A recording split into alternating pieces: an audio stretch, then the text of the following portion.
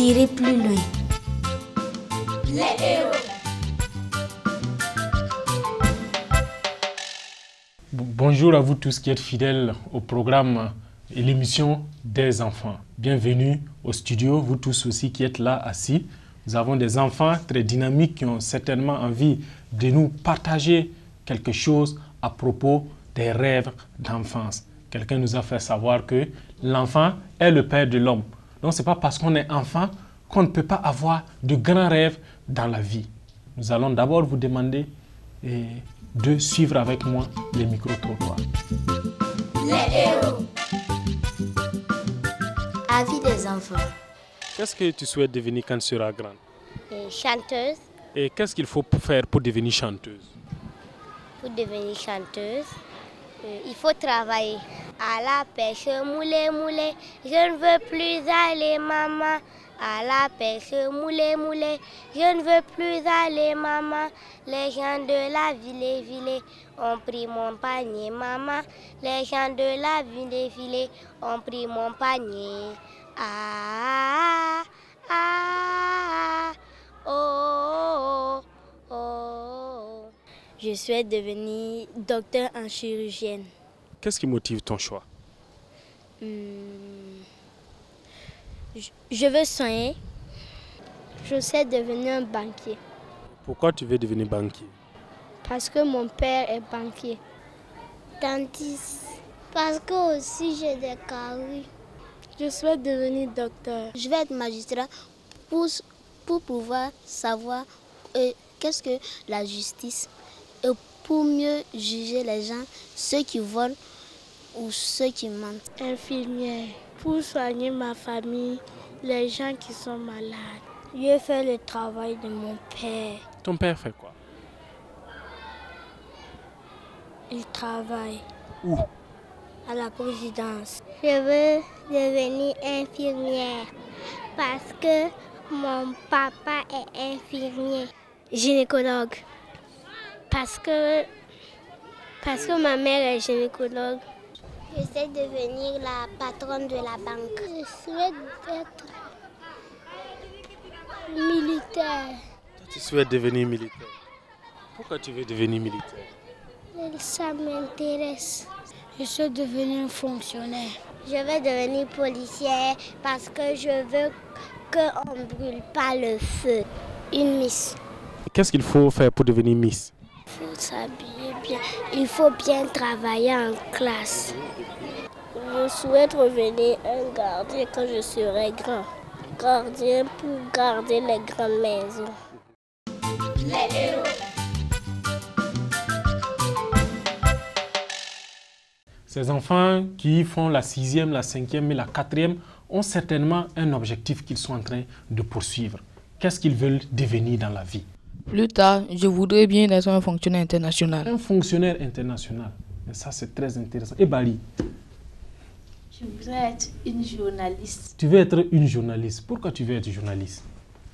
Parce que j'aime les reportages. Tu aimes les reportages, oui. Je suis trop curieuse à propos de tout ce qui me passe dans la tête. Tout ce qui te passe dans la tête, ça c'est bravo. Mais comment tu fais pour pouvoir devenir journaliste? Que fais-tu présentement? Je suis en train de travailler, je bosse à l'école et j'aime poser des questions aux professeurs. Voilà, ça c'est déjà un moyen pour devenir journaliste. Mais certainement David aussi veut nous dire ce qu'il veut devenir.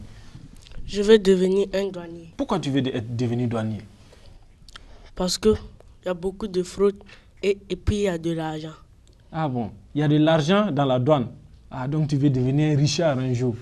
Et tu veux aussi lutter contre la fraude. Aussi effectivement des enfants qui ont de très grandes ambitions. Et lui qui est à ma droite, Herman, vas-y, tu veux devenir quoi? Moi je veux devenir un avocat international. Un avocat international, mais ça c'est des grands rêves. Un avocat international, il fait quoi l'avocat? Bon, il défend celui qu'on doit juger. Il défend celui qu'on doit juger. Mais pourquoi toi tu veux devenir avocat? Si je veux devenir avocat, c'est parce que je veux un jour défendre aussi des gens qui sont accusés or qui n'ont rien fait. Ah, lui veut défendre ceux qui sont sans défense. Et toi, Mikaïja? Moi, je voudrais être plus tard docteur. Tu veux devenir plus tard docteur. Pourquoi tu veux devenir docteur? Parce que pendant ces temps-ci, il y a beaucoup de morts et je veux lutter pour cela. Il y a plusieurs maladies. Il y a plusieurs maladies. Comme le paludisme. Le paludisme. Le choléra. Le sida. Il y a beaucoup de personnes qui meurent. Et comment tu fais pour devenir docteur? Je travaille. Je bosse les leçons. Tu bosses bien tes leçons? Oui. Et je m'intéresse beaucoup aux livres scientifiques. Mais est-ce que vous avez parlé de vos rêves à vos parents? Est-ce que tu as dit à ton papa que tu veux devenir avocat? Oui, j'ai dit à ma maman que je vais devenir avocat. Sont-ils d'accord? Bon, ma maman m'a dit que non, qu'elle n'est pas d'accord. Qu'elle n'est pas d'accord. Mais papa? Bon, papa, lui, je ne lui ai pas parlé de ça. Tu n'as pas parlé de ça. Et qui d'autre a parlé de ses rêves d'enfance à ses parents? Osé certainement en a parlé. J'en ai parlé ça à mon père. Lui, il était d'accord. De même que ma mère. Sur qui aussi faut-il compter pour devenir ce qu'on veut devenir un jour dans la vie? Je dois compter sur Dieu pour devenir ce que je veux devenir. Ah, il compte sur Dieu aussi pour devenir douanier. Effectivement, David nous montre qu'il faut compter aussi sur Dieu pour pouvoir réaliser ses rêves. Donc pour devenir douanier, bien sûr, il bosse en classe, il travaille, il fait tout pour s'intéresser à l'économie du pays, mais également il prie. Il demande à son Dieu de l'aider. Et c'est un moyen très sûr aussi de réussir. Je vais vous inviter présentement à suivre l'histoire d'un jeune homme, Ludic Nomanson. Mais ce dernier avait un grand rêve. Et ce rêve a été accompli. Les héros. Un héros du passé.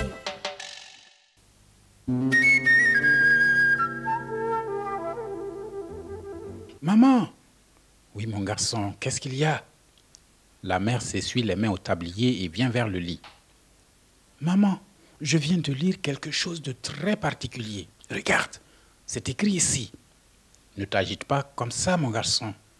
La mère s'inquiète, elle ne veut pas qu'il s'agite trop. Qu'est-ce que tu as lu? Regarde, maman, dit Ludic.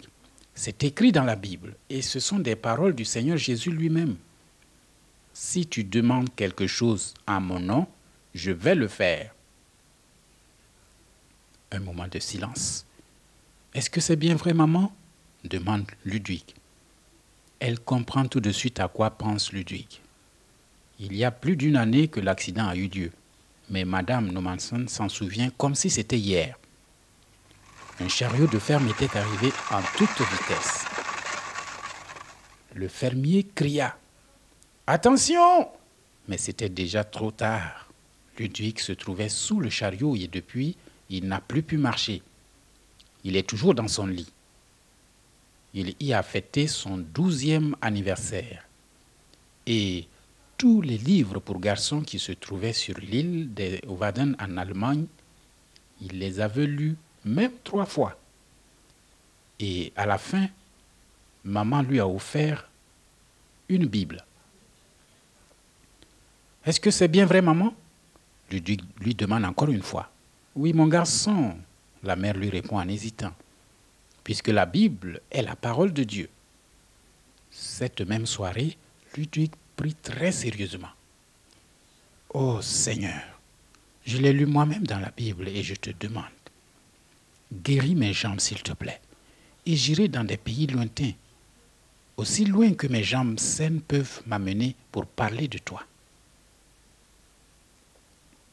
Dans la cour d'une belle maison se trouve un garçon. Il est debout, appuyé contre un pilier, c'est Ludic. Heureusement, il a de saines jambes maintenant sur lesquelles il peut se tenir debout pendant des heures. Il est là depuis 1 heure. Le directeur doit certainement être très occupé. Des années sont passées depuis que Ludic avait prié pour sa guérison. Quelques jours après cette soirée en question, un nouveau médecin était arrivé sur l'île et les médicaments que ce médecin avait prescrits ont guéri ses jambes au bout de quelques semaines. C'était un miracle à ne jamais oublier, une réponse à la prière de Ludic. Mais il n'avait pas non plus oublié la promesse qu'il avait faite. Maintenant qu'il a 20 ans, il a demandé à se faire inscrire à l'école biblique à Barman en Allemagne. S'il pouvait étudier ici, il pourrait devenir missionnaire. Qu'est-ce que ça dure? Mais bon.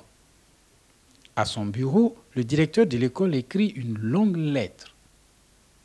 Et par hasard, il regarde dehors. Tout de même, j'ai tout à fait oublié le garçon. Il est là depuis au moins 2 heures. Il pourrait devenir un bon missionnaire parce qu'il a de la patience. Il l'a bien prouvé maintenant.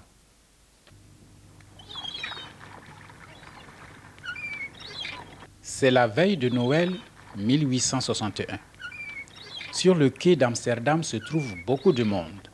Le Père Tinard est prêt à faire voile pour le voyage sur l'Indonésie. Et sur le quai, à côté d'un grand coffre, se trouve Ludwig Nommansen. Padang est écrit sur le coffre. Padang se trouve à Sumatra, la plus grande île de l'Indonésie. C'est là que Ludwig part comme missionnaire. Il aura besoin de sa patience tout de suite, parce que le voyage durera 5 mois. Le bateau est sur le point de partir. Ludwig doit prendre congé de tout le monde. Son coffre sera chargé à bord par le personnel, mais son violon, il préfère le garder avec lui. Une vie dangereuse et pleine d'aventures l'attend. Mais Dieu est avec lui. Il l'a expérimenté pendant sa maladie et il le vivra à nouveau. Un étranger! Un étranger! Des cris étonnés se font entendre sur le marché bruyant. Regarde là-bas! Un homme grand aux cheveux blonds, aux yeux bleus et les mains blanches se dirige vers le marché. Le bruit cesse. Ludwig s'approche dans un silence de mort. Heureusement, il a bien profité du temps à Padang parce que maintenant, il peut s'adresser aux Batak dans leur propre langue. Ora Amu Masude, je vous salue tous chaleureusement, retentit la voix de Ludwig sur la place. Les Batak sont étonnés. L'étranger parle leur langue. Qu'est-ce que tu viens faire ici? Demande un Batak. Je veux vous rendre joyeux et heureux, Ludwig leur répond comme ça. Je viens vivre avec vous. Nous ne pourrons jamais accepter ça, lui répondent rudement les Batak. Mais je vais le faire quand même, leur répondit-il fermement. Mais dès ce moment, un temps difficile commence pour lui. Un chef de village, un Raja, lui donne enfin la permission, après avoir beaucoup insisté, de bâtir sa propre maison. Naturellement, les Batak l'aident un peu parce que se disent-ils, comment Ludwig peut savoir faire une maison comme il faut au pays de Batak?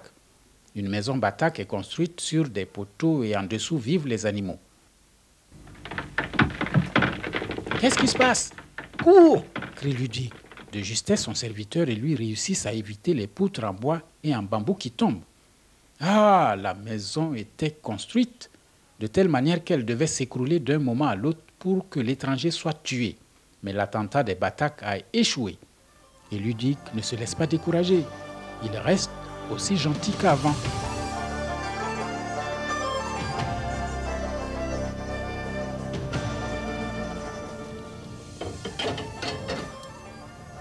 Un bon matin, quelqu'un vient voir Ludwig.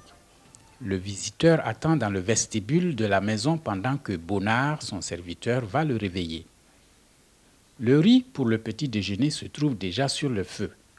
Vite, le visiteur verse un poison mortel dans la casserole de riz et il court ensuite comme un lièvre. Je n'y comprends rien, dit Bonnard un peu après quand ils prennent le petit déjeuner. Cet homme a disparu et il y a quelque chose qui ne va pas avec Heck le chien. Il a mangé le premier ce riz. Maintenant il hurle et se tord de douleur par terre. Et quand peu après l'animal meurt, Ludwig comprend que la nourriture a été empoisonnée. Il a mangé du riz lui-même aussi. Mais miraculeusement, il ne se passe rien du tout pour lui. Ce soir-là, Ludwig ouvre sa Bible en Marc 16. Il lit les dernières paroles de Jésus. Allez partout dans le monde et prêchez la bonne nouvelle à toute la création. C'est ce qu'il est en train de faire. et il lit au verset 18. « S'ils boivent quelques breuvages mortels, il ne leur fera pas de mal. » C'est ce que j'ai expérimenté aujourd'hui, murmure Ludwig. Merci Seigneur que tu m'as gardé. Malgré l'hostilité des Batak, Ludwig reste gentil et serviable. Il parle aux gens, il visite les malades et leur donne des médicaments, même à ses pires ennemis. Et alors, tout doucement, les Batak commencent à comprendre quelque chose de l'amour de Dieu. Après 3 ans, il y a 4 hommes et femmes et 5 enfants qui aiment suivre Jésus. Ludwig organise une réunion sur la place du village. Bonnard tient une cuvette d'eau pour le baptême des premiers chrétiens Batak. Ludwig leur explique qu'ils n'auront pas une vie facile. Ils perdront peut-être tout et seront peut-être chassés du village par leur propre famille. Mais ceux-ci, ils le savent déjà et ils sont prêts à tout supporter. Et la paix de Jésus qui est entrée dans leur cœur leur vaut plus que n'importe quoi.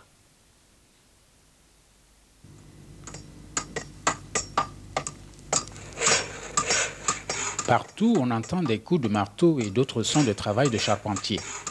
Les chrétiens Batak ont reçu d'un ami chef de village un grand terrain libre sur un plateau pour pouvoir bâtir un nouveau village avec une grande église qui pourra contenir 3000 personnes.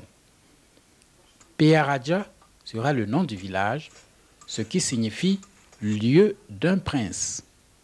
Et presque tous les jours, il y a encore plus de Batak qui veulent devenir chrétiens. Entre-temps, Ludwig a reçu de l'aide d'autres missionnaires et de mademoiselle Caroline qui est venue de l'Allemagne pour leur mariage.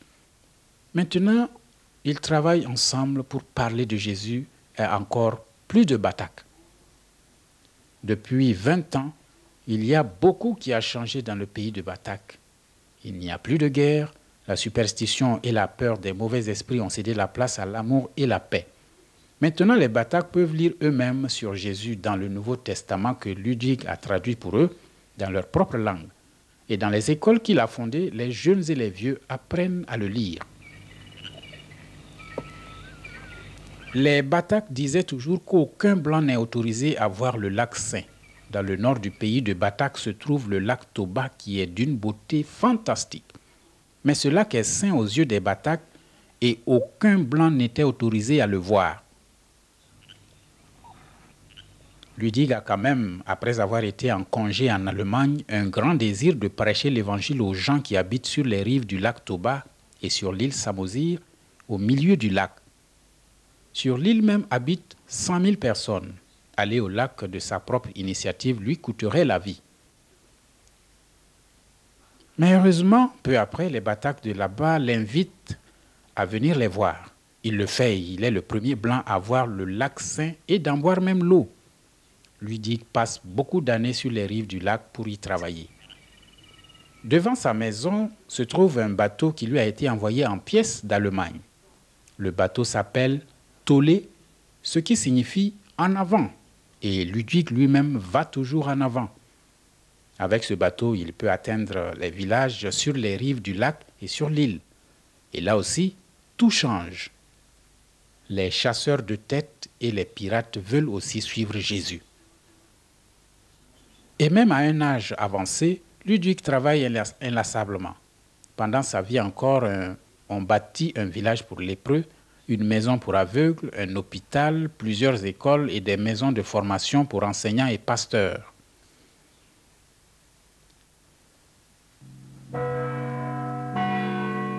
En 1918, la nouvelle traverse le pays comme une rafale. Ampu, ce qui signifie grand-père, est mort. Ampu, c'est comme ça que les Batak appelaient Ludwig qui avait l'âge de 84 ans à ce moment-là. Des milliers de Batak viennent pour enterrer leur ampu. Une foule immense suit le cortège sur la place du lac Toba, l'endroit où l'amour de Jésus a vaincu l'hostilité et le paganisme et où tout un peuple a connu le Sauveur du monde.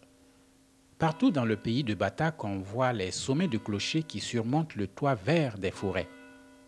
En 1918, il y avait déjà plus de 100 000 Batak chrétiens ayant 400 églises et depuis, leur nombre a beaucoup augmenté, tellement que sur la carte des religions mondiales, on peut voir que le point nord de Sumatra a une autre couleur que le reste du pays, parce que là se trouvent beaucoup des chrétiens.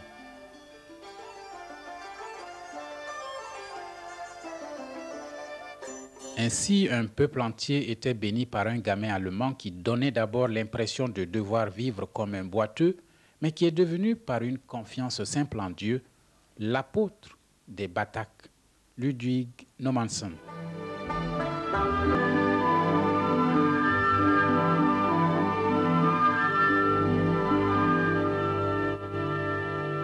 Oui, mais vraiment, cette histoire me paraît très intéressante. Et vous tous qui suivez, je pense que vous ne direz pas le contraire. Ici au studio, les enfants ont des réactions particulières.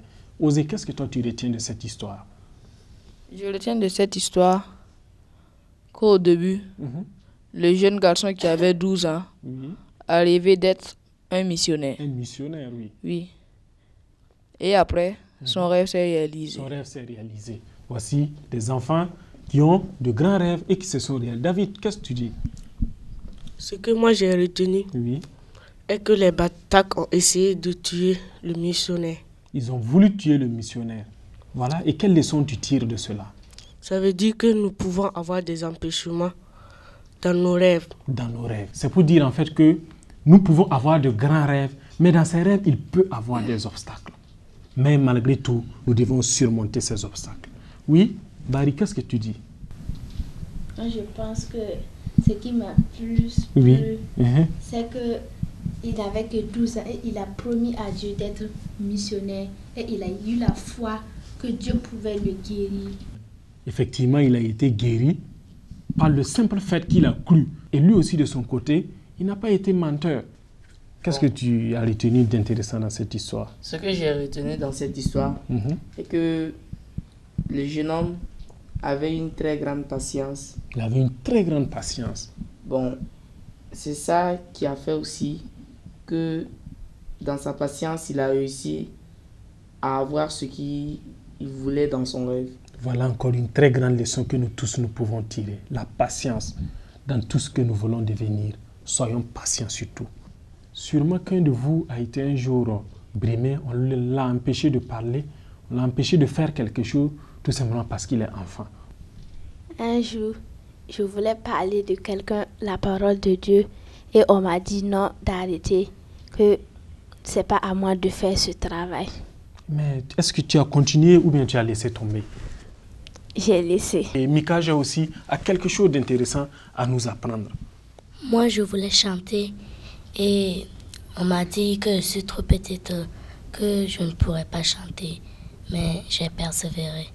La persévérance est un moyen aussi pour atteindre en tout cas ce que nous voulons réaliser comme rêve plus tard dans la vie. Donc nous retenons que la patience, la persévérance, la croyance en Dieu, c'est-à-dire la foi, tous sont des choses en fait qui doivent nous permettre de réaliser nos grands rêves. Et notre âge ne doit pas influencer. Et nous allons, avant de continuer, voir quelqu'un. À votre âge, lui aussi voulait devenir ce qu'il est présentement. Les héros.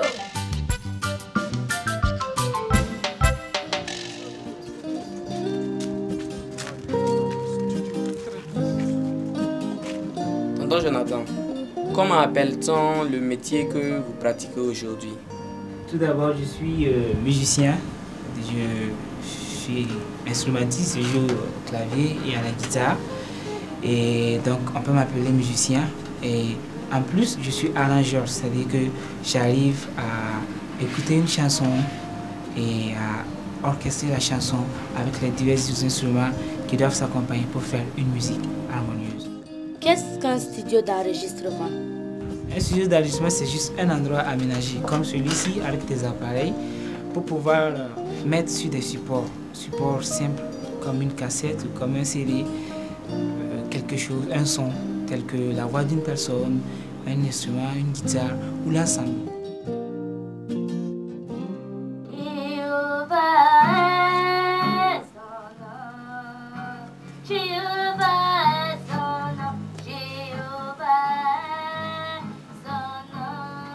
Ça me permet de doser le volume pour que ce ne soit pas trop fort et que ce ne soit pas trop faible non plus.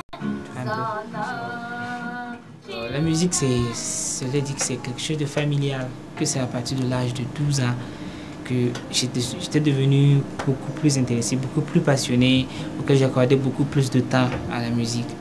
C'est un métier, comme je vous le disais tout à l'heure, depuis mon enfance. J'entends de la musique, mon environnement était musical.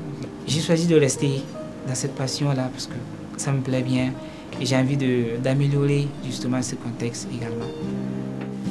J'ai toujours admiré les gens qui attaquent la guitare, qui jouent, qui font des mélodies avec, qui arrivent à exprimer quelque chose qui vient de leur cœur avec une guitare ou avec un instrument ou avec la voix. C'est quelque chose de formidable pour moi et j'ai toujours voulu faire pareil.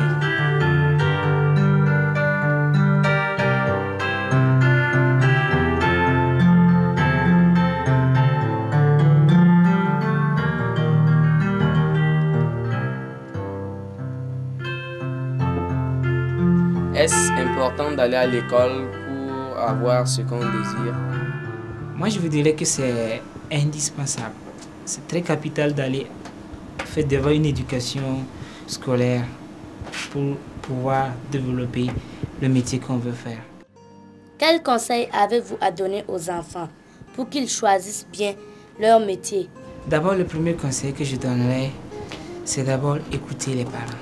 Parce que c'est des gens qui ont des expériences, qui ont beaucoup de choses à vous dire, à vous apprendre pour vous aider à choisir le métier que vous voulez et à bien exceller dans le métier que vous voulez.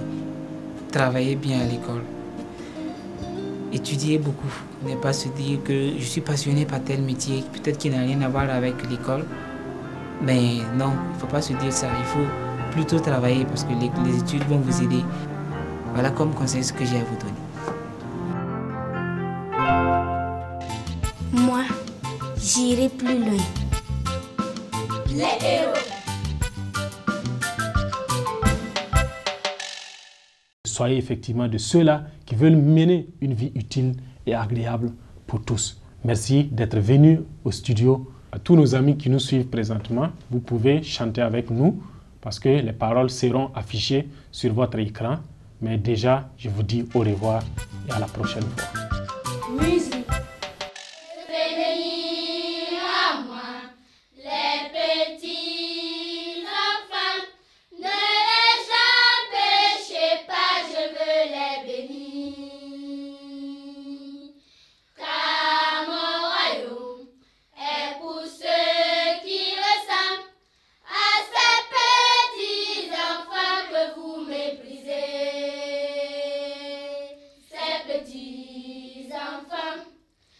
Petits enfants, et si vous ne recevez pas le royaume des cieux, comme un petit enfant, vous n'y entrerez pas.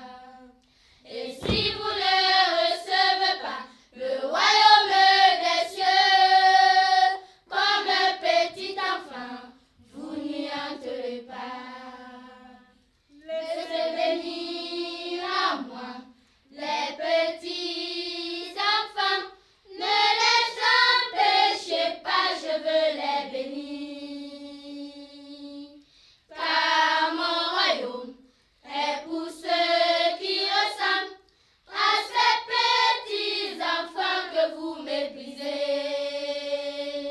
Ces petits enfants, ces petits enfants.